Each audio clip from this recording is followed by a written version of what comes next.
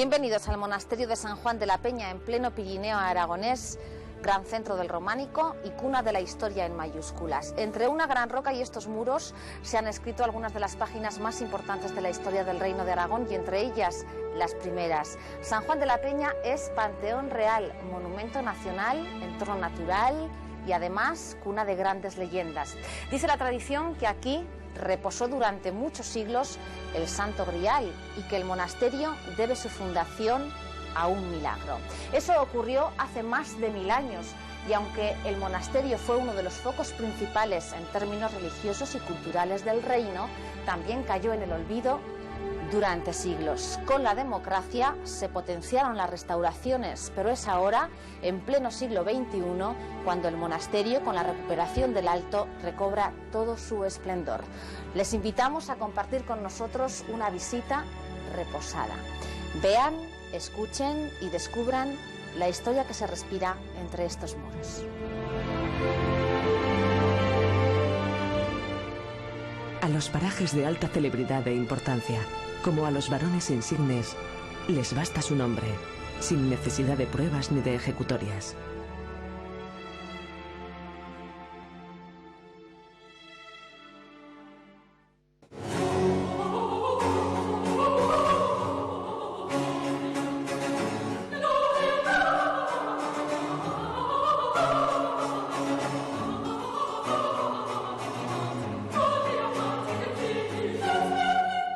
El complejo monástico de San Juan de la Peña está a medio camino entre el llano y la montaña, en las sierras que son el preludio del Pirineo. Su sola ubicación, escondido bajo una enorme mole de conglomerado, convierte al monumento en un tesoro difícil de encontrar, entre una naturaleza que le protege. Por eso, su vida milenaria necesita de leyendas para ser contada.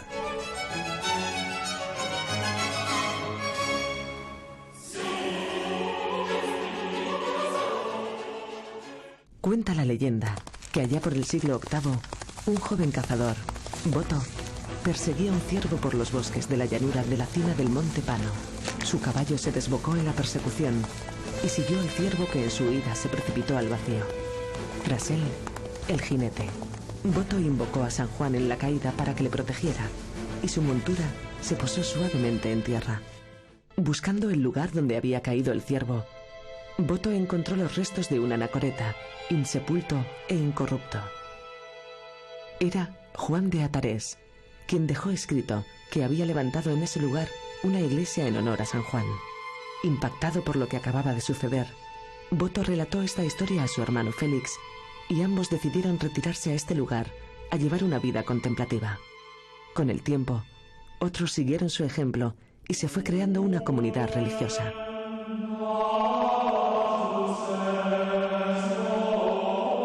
Esta es la leyenda que, dicen, fue el origen de San Juan, un lugar en el que desde tiempos remotos ha habido cultos paganos. Muchos afirman que aquí se siente la energía. El caso es que aquellas religiones que idolatraban a la naturaleza fueron reconvertidas con el cristianismo.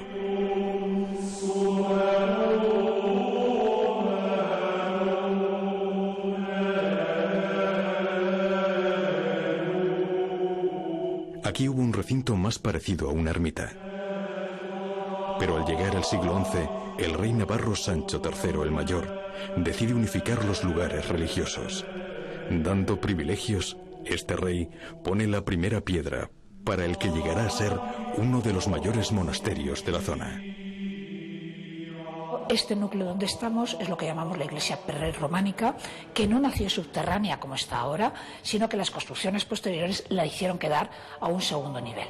En estos momentos destacan no solamente los restos artísticos del siglo X, sino que posteriormente fueron teniendo añadidos, como pueden ser, por ejemplo, las pinturas románicas fechadas en el siglo XII, donde se refleja la historia de los martirios de dos santos relacionados con la medicina. Tenemos que tener en cuenta que San Cosme y San Damián fueron patronos para los pobres, peregrinos, gentes que atendían, que llegaban hasta aquí buscando un poco la salud. Por lo tanto, sería explicable el que tengamos en estos ábsides ese tipo de decoraciones. Por cierto, que además habría que destacar en ellos el que sea de los pocos pocos lugares en estos momentos en Aragón cuyas pinturas románicas se conservan in situ, es decir, no han tenido que ser arrancadas para transportarlas a los museos por motivos de conservación.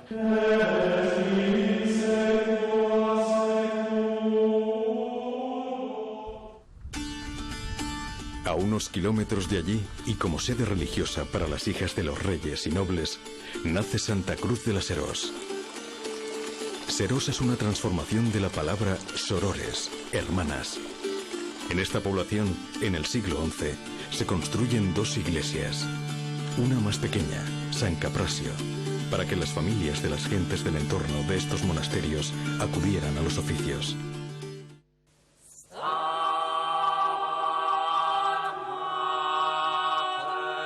Y para las religiosas, el monasterio de Santa María, del que solo queda la iglesia. Destacaría, por ejemplo, un elemento singular que tiene esta iglesia, es la cámara secreta, que se suele denominar a veces, sobre la que han surgido diversas hipótesis.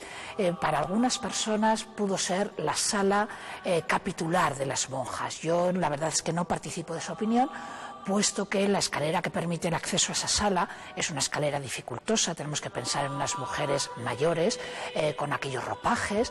Yo creo que es más bien una cámara de emergencia. Al ser una comunidad de hijas de rey y al ser una comunidad de nobles, hay un tesoro litúrgico importante, parte del cual se ha conservado y podría ser lo que podríamos llamar una especie de cámara acorazada de los siglos medievales, del siglo XI. Que un monumento se mantenga e incluso se amplíe durante más de 1000 años nos habla de su importancia. Todo se entiende mejor si pensamos en el poder que le fueron dando diferentes señores feudales, que enviaban aquí a sus hijos e hijas, que no eran herederos, pero sí tenían su dote en propiedades o en privilegios. Aunque aquí debieron de trabajar centenares de personas, nunca hubo más de 30 monjes, que muy probablemente debieron dormir en esta sala. Curiosamente no se llama dormitorio, sino sala de los concilios. Una sala que por supuesto tiene su propia leyenda. No sabemos exactamente qué utilidad pudo tener la sala que estamos. Se ha sugerido un posible dormitorio, puede ser una sala capitular, ha podido tener muchos usos a lo largo de los distintos siglos que el monasterio ha tenido vida. Tenemos que tener en cuenta que hasta el siglo XVII este monasterio ha estado en uso y por lo tanto ha podido ir variando tremendamente el empleo que ha tenido esta estancia.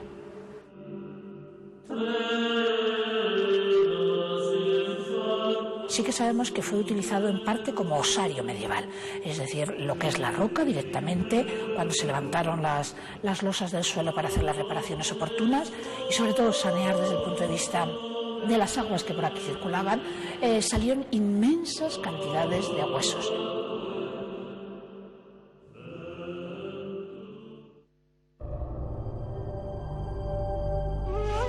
Los dominios del monasterio se extendían desde el País Vasco hasta Teruel. En redundancia, los muros del monasterio también se amplían, construyendo nuevos edificios. San Juan de la Peña llegó a ser entre 3 y 4 veces más grande que lo que vemos ahora.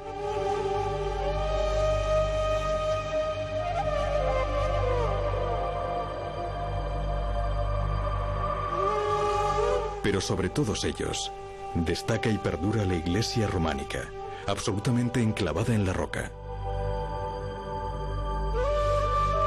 Fue inaugurada en 1094 con unos grandes fastos.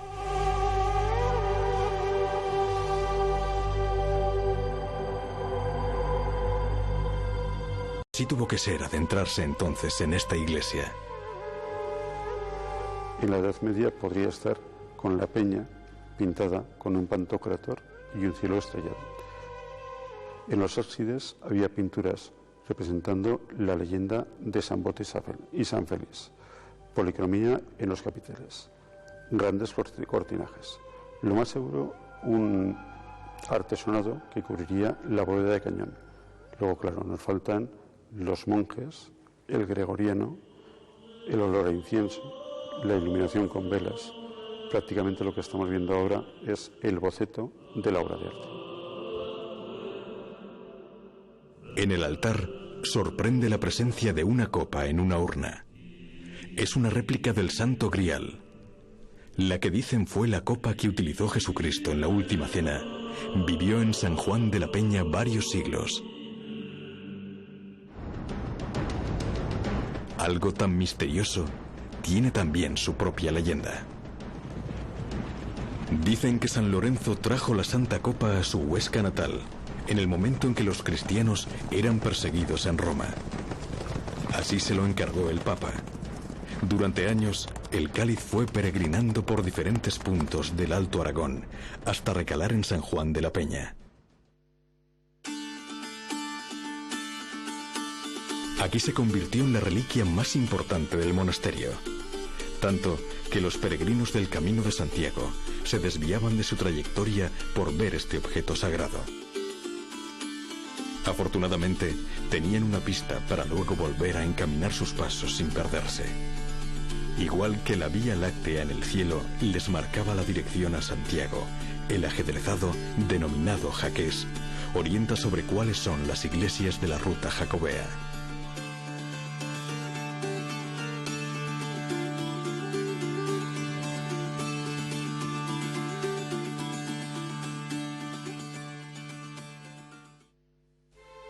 Lo que hace diferente a San Juan es la peña, la enorme roca que lo oculta y lo protege, que cae encima del monasterio y le sirve de original cubierta.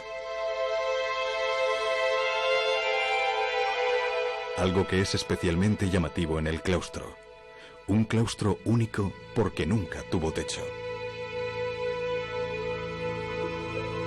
Para comprenderla, tener en cuenta que ese muro era mucho más alto y por ahí había otras partes del monasterio, con lo cual esta parte se convertía en un patio interior como son todos los claustros. Lo que le hace única en el mundo es que nunca ha tenido techo, porque si elevamos bastante más el muro, tenemos de techo lo que es la peña. Es un claustro para perderse durante horas, donde siempre se descubre algún detalle que jamás se ha visto antes. Uno de los capiteles más bonitos del claustro de San Juan de la Peña es el Sueño de San José y la Huida a Egipto. Fíjate aquí, por ejemplo, San José con un gorrito de dormir, un almohadón con círculos. Los círculos eran de seda y era un tejido bastante normal en la Edad Media, que se llama ciclatón. El hombro desnudo y luego el ángel, que es casi una mariposa, como se le posa suavemente sobre la barquilla. En los arcos, los capiteles románicos son una colección tan buena en calidad como en número.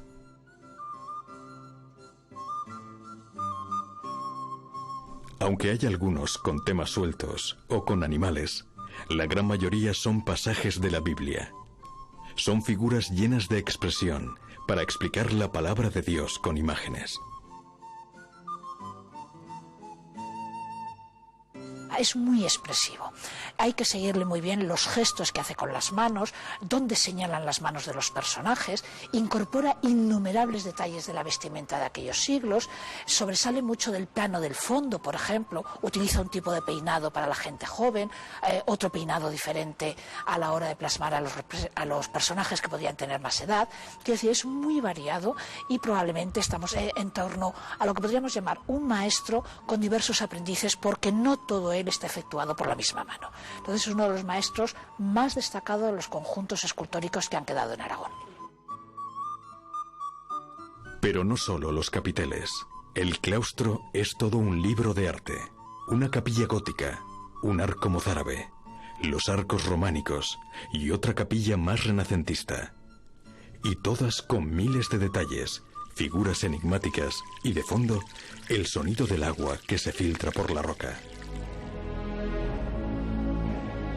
Las paredes están llenas de inscripciones funerarias, y es que fueron muchos quienes quisieron ser enterrados en este lugar. El Panteón de Nobles acoge a las más altas personalidades del naciente reino de Aragón. Todas ellas quisieron ser enterradas al lado de sus reyes.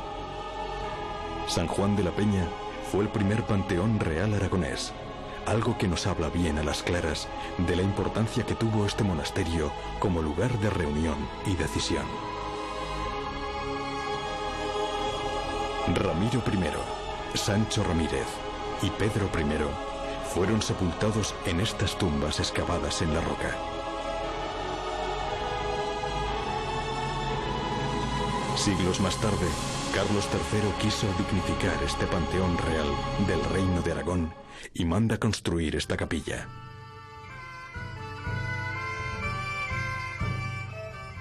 Las verdaderas tumbas no están en las placas de bronce, sino en la parte posterior, y es una necrópolis medieval con tumbas antropomorfas y rectangulares.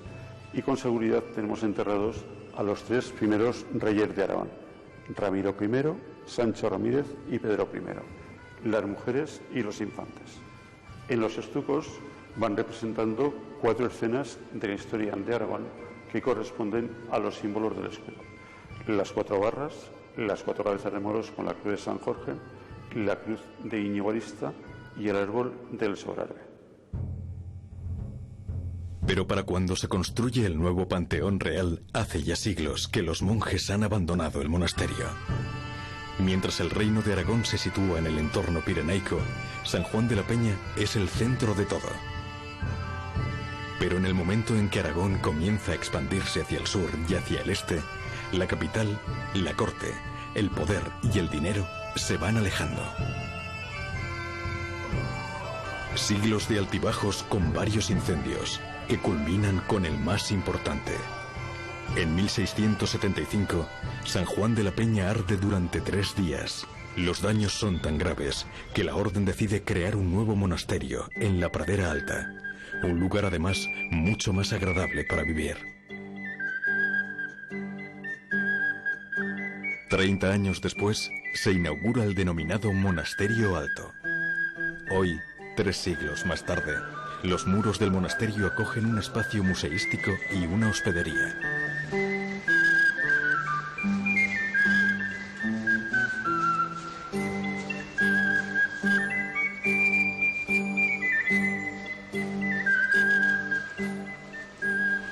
El edificio fue ya en su momento muy innovador, con una arquitectura funcional, y fue financiado por la Casa Real. Iglesia barroca, dependencias para los frailes, otras para los trabajadores, pero este centro no llegó al siglo y medio de vida. Este edificio se construyó con financiación de la Casa Real. De hecho, se puede decir que es el único monasterio benedictino que se construyó con una financiación directa de los reyes. Por un lado de los Austrias y por otro de los Borbones. Pero a partir del siglo XVI, finales del XVI y todo el siglo XVII, todas las reformas que se realizan en monasterios benedictinos atienden a la construcción de celdas, como espacios en los que se favorecía la espiritualidad del monje y en los que también se podía estudiar, favorecer un poco las labores de investigación. De hecho, en esta casa, en San Juan de la Peña, salieron 20 monjes investigadores. Algunos de ellos llegaron a ser cronistas del reino y muchos otros fueron miembros de la Real Academia de la Historia de Madrid. El 16 de agosto de 1835, los últimos 9 monjes dejan el monasterio de San Juan de la Peña. Nunca más habrá vida religiosa desde entonces. A partir de ese momento, tanto el monasterio antiguo como el nuevo quedan abandonados a su suerte.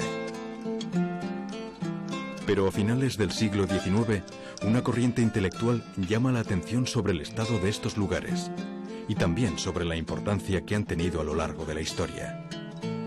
Es el desarrollo de un mito, la cuna del Reino de Aragón, que comienza a fraguarse en el siglo XV. Vamos a ver cómo se construye una historia de Aragón, una historia fantástica, una historia que va a encontrar precisamente en el entorno de San Juan de la Peña, partiendo de la crónica de San Juan de la Peña y añadiéndole todos los aderezos correspondientes, como corresponde nada menos que a los falsos fueros de Sobrarbe, la imagen de que Aragón fue una sociedad excepcional que se construyó de una manera verdaderamente particular, y sobre todo la leyenda del juramento de los reyes de tener controlado el poder.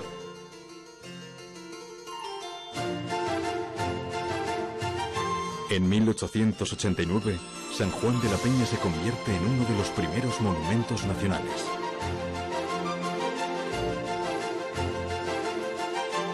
Años después, sus bosques son protegidos como sitio nacional. Aquí la naturaleza juega un papel más que importante. Cualquier espacio del paisaje protegido es digno de visitar, desde los miradores como el que nos encontramos ahora hasta toda una serie de red de senderos que están en muy buen estado y que son aptos para cualquier tipo de público. La pradera de San Indolecio es un sitio ideal por donde se puede comer, donde se puede pasar el día, y luego aparte de eso, pues bueno, toda la serie de pueblos que están alrededor y que integran el paisaje protegido desde el punto de vista histórico y cultural son dignos de visitar. Hubo una restauración con la República en 1935, pero San Juan de la Peña tuvo que esperar hasta 1984. Ese año, Aragón recibe las competencias desde el Estado y comienza un ambicioso proyecto para poner en valor uno de los lugares donde nació el antiguo reino. El último paso se da ahora con la rehabilitación del Monasterio Alto, para transformarlo en un alojamiento con las comodidades del siglo XXI y el encanto de un monumento histórico. En San Juan de la Peña el Gobierno de Aragón ha querido también recuperar, además de las piedras, el espíritu del espacio, y en este caso recuperar un uso muy importante que tuvo en la antigüedad, que era ese uso de hospedería para los numerosos peregrinos que hacían el Camino de Santiago, el camino francés que pasaba por las aledaños de San Juan de la Peña. San Juan de la Peña era un hito importante en el camino. Se ha hecho una hospedería de 25 habitaciones, de 4 estrellas, que se va a sumar a esa red de hospederías que tiene el Gobierno de Aragón por todo el territorio, que siempre se ubican en edificios emblemáticos, y qué edificio más emblemático de San Juan de la Peña para poder hacer este uso de hospedería. En el lugar donde siglos atrás se levantaron las dependencias monacales, se erige hoy un hotel de 4 estrellas que pretende ser el buque insignia de la red de hospederías de Aragón.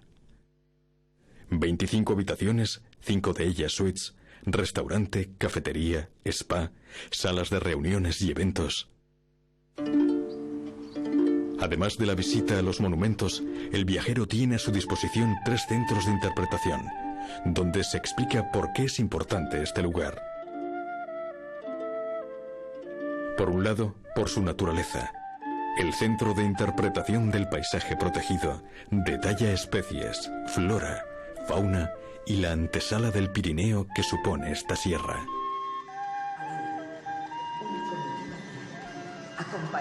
En la antigua iglesia está el Centro de Interpretación del Reino de Aragón. Allí unos audiovisuales explican los puntos clave de la historia aragonesa y de la corona, que luego se expandió por el Mediterráneo. Dentro del monasterio nuevo, los yacimientos encontrados durante las obras de construcción de la hospedería se han transformado en el Centro de Interpretación de San Juan de la Peña.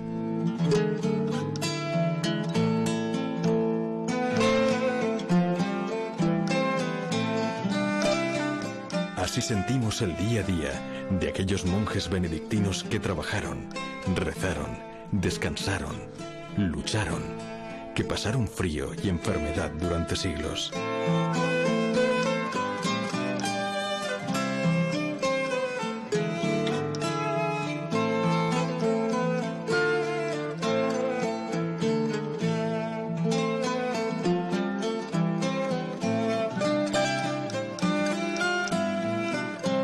De este modo, San Juan de la Peña comienza ahora una nueva etapa. La mejor manera de conservar estos monumentos es precisamente el que recuperen actividad, que recuperen vida, que sirvan para algo, que no sean solo cartón piedra, sino que tengan vida y que tengan actividad económica. Y por eso en el Monasterio Nuevo hemos hecho un gran centro de interpretación de la historia de Aragón, y también hemos hecho un hotel donde la gente que le apetezca estar aquí unos días, relajarse aquí unos días, pues pueda estar. Es la mejor manera de garantizar el futuro y la preservación de estos monumentos.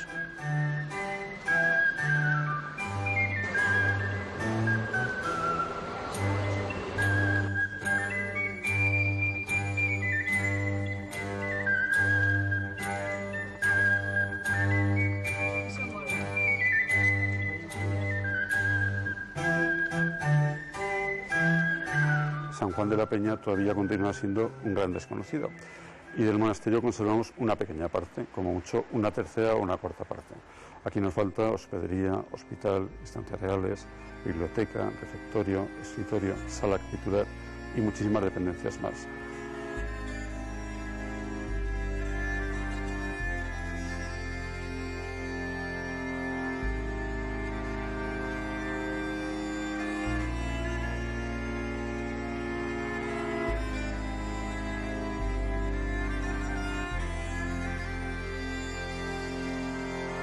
Hay una frase muy conocida de un monje, de Fray Joaquín Aldea, en el año 1748, que afirmó que este edificio, en lo raro y augusto de su planta, no hay parangón ni en España ni le sabemos en Europa.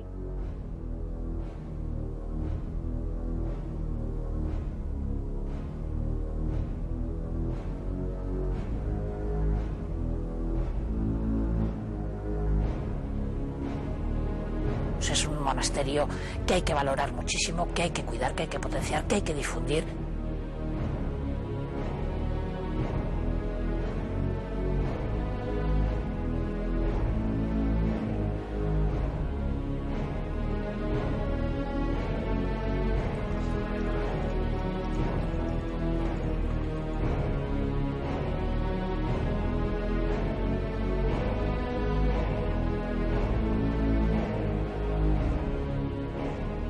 Queremos preservarlo para que toda la gente que quiera conocernos pues pueda venir aquí y pueda conocer no solo nuestra naturaleza, sino también un núcleo fundamental del arranque de nuestra historia medieval.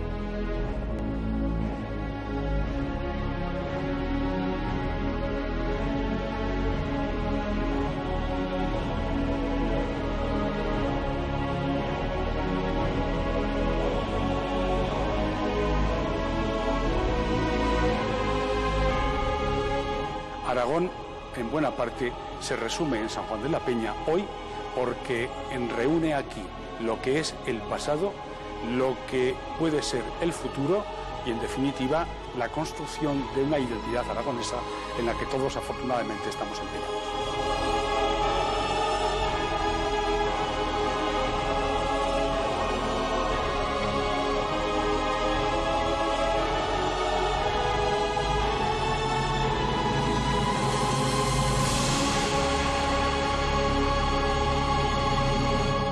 Con la rehabilitación del monasterio Alto San Juan de la Peña ha comenzado una nueva etapa. Arte, historia, naturaleza, tradiciones son motivos más que suficientes para acercarse hasta aquí, pero este complejo monástico es uno de esos lugares que sigue guardando muchos secretos. El abrir la tapa de este gran libro lleno de historias y leyendas está ahora en su mano. La puerta está abierta.